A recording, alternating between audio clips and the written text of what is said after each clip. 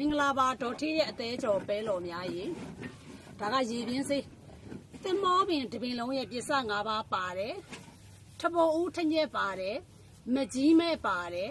ကြောင်ဆေးပင်ပါတယ်တပုတ်ဦးတပုတ်ခါပါတယ်နော်ရေပါတယ်ပြီးတော့တိုင်းရင်ဆေးသုံးတဲ့စပုတ်ခဲပါတယ်အဲ့ဒီဆေး9မျိုးဖြင့်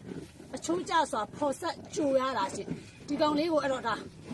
မနေ့ကတည်းကကြိုတာပေါ့နော်အဲ့တော့ကြိုပြီးသားလေးကိုဒီမှာ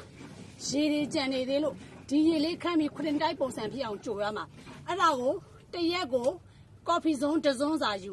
သူ့ကြည့်ပဲစားလဲရတယ်ရေနဲ့ဖြော်တော့လဲရတယ်ပန်းနာရင်ကျက်သမားများတော့လုံးဝအရှင်းပြောက်အမြင့်ပြတ်တယ်ဟုတ်ပြီနော်ရေပြင်းသမားများတော့လုံးဝပုံမှန်ပြန်ကောင်းပြီးဘိုက်ဖောက်เสียမလိုဘူးချောင်းစိုးရင်ကျက်ချွတ်တလိကတ်တယ်ဒီကောင်လေးကိုစားပေးအဲ့တော့သူကဝမ်းချုံသူများစားပေးဝမ်းကိုမှန်တယ်နော်အဲ့တော့လိတ်ကောင်းသမားများစားပေးအတွင်းလိတ်ကောင်းအပြင်လိတ်ကောင်းပြောက်တယ်နော်အဲ့တော့ဘာလို့သေးလဲအချစ်ရဲ့နော်အသေးအစီပုံအသေးပီပိုအသေးစီပိုအသေးကြီးအသေးကြောင့်ဖြစ်တဲ့ဝေဒနာများဟောဒီတင်မောဖို့ချက်ဆေးလေးကိုစားလုံးဝအရှင်းပြောက်အမြင့်ပြတ်မယ်ရှင်တဘူးကို3000ခွဲချက်ပါရှင်နော်18ချက်သားပါပါမယ်တဘူးကို3000ခွဲချက်ပါတရက်ကိုလက်ဖက်စားစုံတစ်စုံပဲစားရတာပါရှင်အဲ့တော့လိုအပ်တဲ့အသေးကြော်ပဲတော်များမန္တလေးအရှိပသိမ်ကြီးမြို့ရန်ကင်းတာယာရက်ွက်ရဲ့စကိုင်းလန်းအစုံကဒေါ်ထေးရဲ့ဟောဒီလေဆောင်တဲ့အိမ်မှာလာဝယ်လို့ရသလို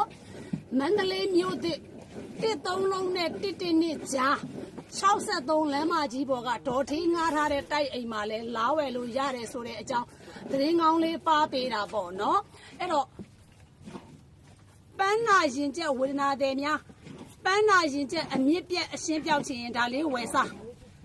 ရေပြင်းသမားများဗိုက်ဖောက်ရမှာကြောက်သူများအရက်သမားများရှင်တို့ခေါ်တဲ့ရမကလူလင်အတောက်သမားများဒီကောင်လေးကိုတော့ဗိုက်ဖောက်เสียမလို့အသေးကောင်းမယ်ကြိုက်တဲ့လောက်တော့ကြားတဲ့လောက်ရှင်ဟုတ်ပြီနော်ပြီးတော့အတွင်းလိတ်ကောင်းသွေးထွက်သမားများ